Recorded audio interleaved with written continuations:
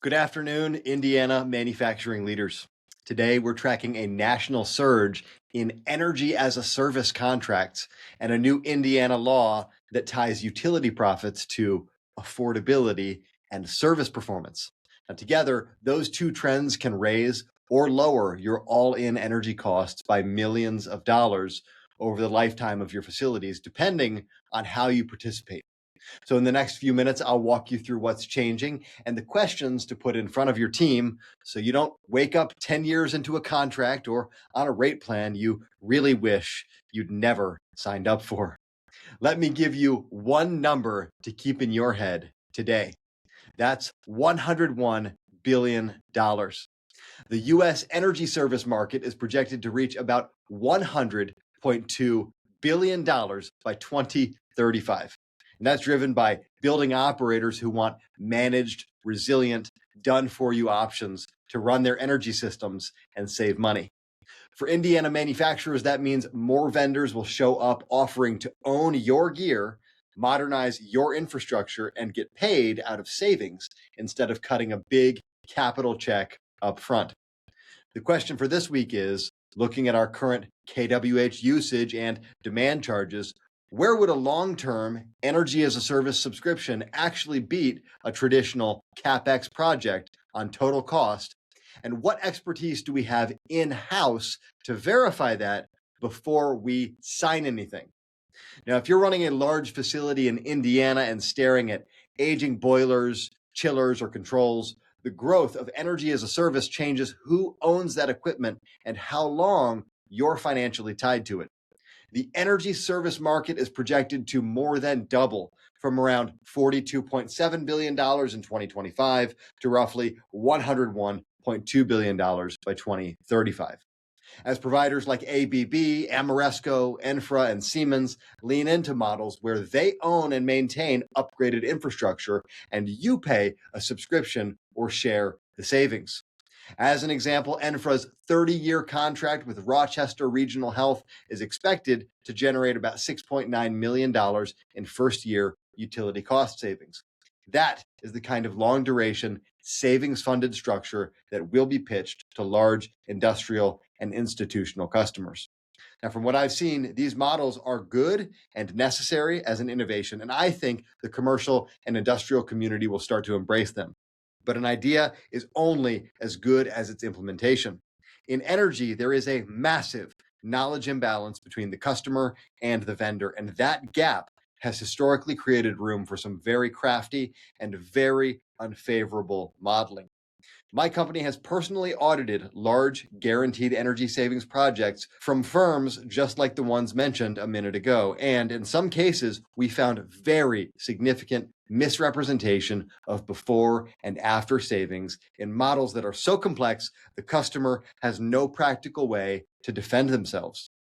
The stakes with energy as a service are higher because the contract terms are long and the dollar amounts are very large. So, if you pursue this, it is absolutely essential that the savings are measured and verified, not stipulated on paper, and that you own your own independent energy monitoring and analytics layer rather than relying on the vendor's numbers. This week, ask your team, for any energy as a service proposal we consider, who is responsible for auditing the contract language, for rejecting stipulated savings, and validating that the savings actually show up on our bill using our own revenue grade data instead of the vendor's spreadsheet.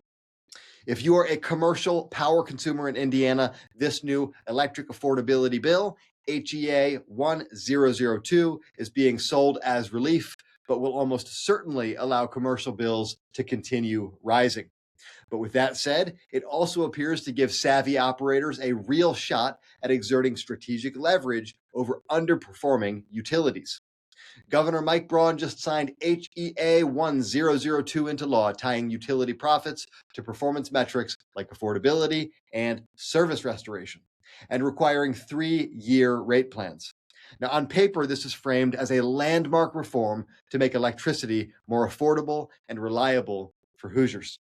When you actually read the text, the strongest language and protections are aimed squarely at residential customers. This has been the pattern for years. Residential customers are the visible priority, and commercial customers are the ones who fund a large share of the relief through their bills. What most people lump together as C&I, commercial and industrial, in reality is two different classes, commercial and industrial. The small and mid-sized manufacturers I serve are overwhelmingly in the commercial class, and they do not have the same kind of privately funded consortiums and advocacy that the large industrials have at the IURC and at the State House. So I would be very skeptical that this bill does anything to reduce what commercial customers pay. If anything, there's a real possibility that additional residential protections get backfilled into commercial and small industrial rates over time. That has been the pattern. There is one very interesting angle, though. When performance language around service quality and restoration is tied to utility profits, any commercial customer who is properly armed with service quality data and organized into a professional collective suddenly has far more leverage. That, monitoring utility performance and turning it into accountability, is exactly what we built Virtual Energy Manager and PowerGuard to do. So while this bill is not written for you as a commercial or industrial customer, it may create an opening if you have the data and the organization to use it. This week, ask your team, how might the new utility accountability measures in HEA 1002 change our long-term budgeting for electricity?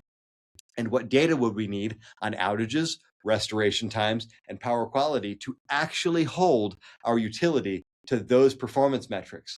That is an interesting question. Today, you're staring at two long-term levers on your energy costs. Vendors who want 10, 20, or 30-year energy as a service contracts funded out of savings, and a new Indiana law that can reward or punish utilities based on affordability and service quality.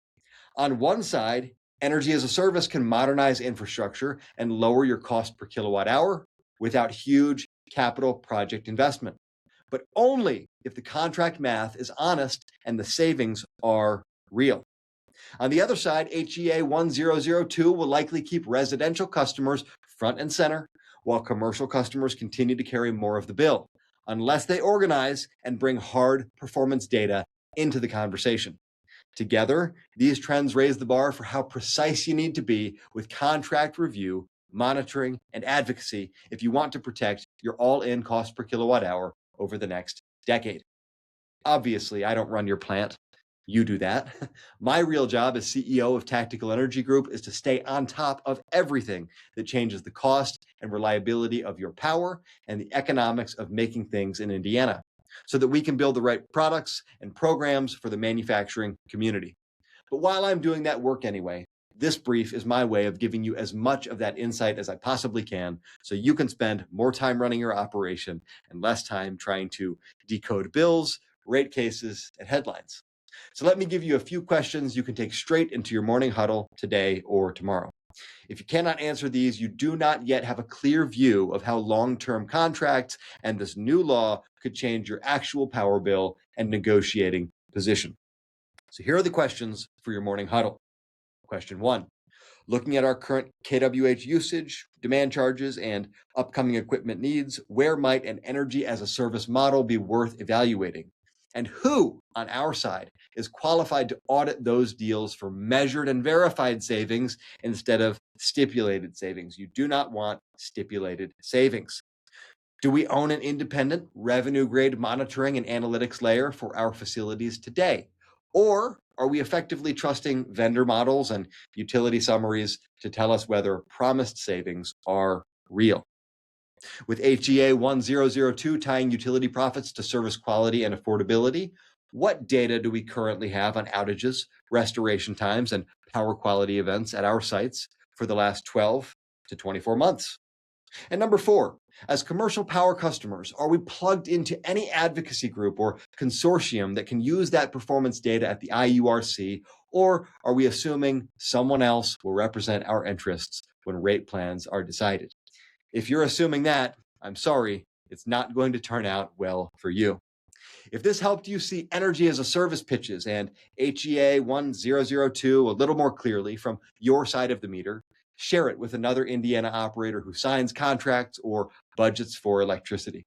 The more informed commercial customers we have in this state, the harder it is for anyone else to decide our costs for us. I'm Daniel Burke. This is TEG Daily, and I will see you on Monday.